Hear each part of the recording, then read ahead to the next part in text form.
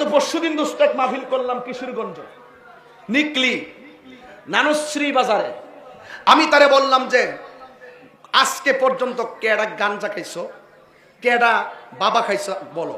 কেউ হাত তোলে না। আর জীবনে বাবা খামু কি গাছ গাঞ্জা গাঞ্জা গাছ।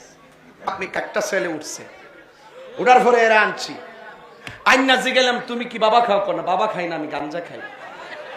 তো তুমি যে হাতটা তুলছো আমার কাছে ভালো লাগছে, তুমি যে আমার সামনে মানুষের সামনে স্বীকার করছো আমার কাছে ভালো লাগছে। তুমি যে আল্লাহরে ডরায় হাতটা তুলছো, এদিকে আয়। এই বাবা বাবারে তোরা বুঝোস না, ওদের মুভমেন্ট তো বুঝোস না ভাই, আপনিও শুনবেন না প্লিজ। না না চলবে চলবে। ওই আমার ছেলে আমার ছেলে আমার ছেলে ভাই আমার। ও আচ্ছা আনলাম।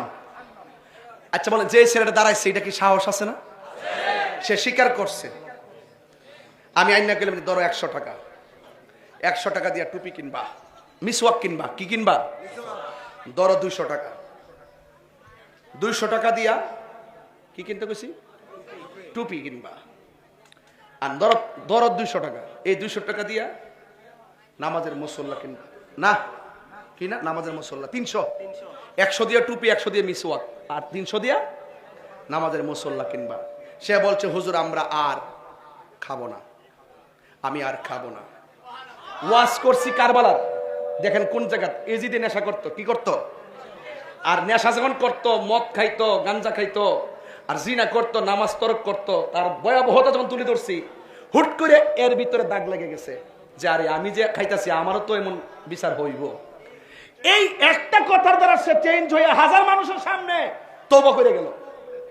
তো কখন ওয়াজের কোন কথার দ্বারা একটা ছেলে সারা জীবন মার মনে কষ্ট দিছে, একটা ছেলে সারা জীবন তার বাপের মনে কষ্ট দিছে, ওয়াজ মাহফিলে আইসা বাপ মার কথা কইছি তার মনটা নরম হয়ে গেছে।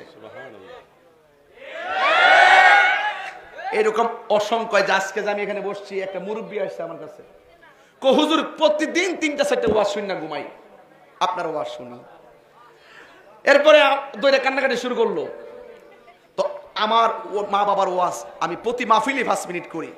আজকে কিন্তু আমার হাতে বিষয় দিছে, আজকে ওরা আমার বিষয়ও দিছে।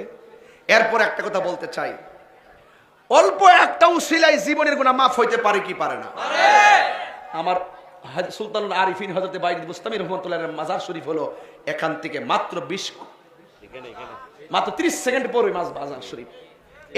এত বড় রুহানি স্পটে বসে যদি সেদিকে খেয়াল করে কথা না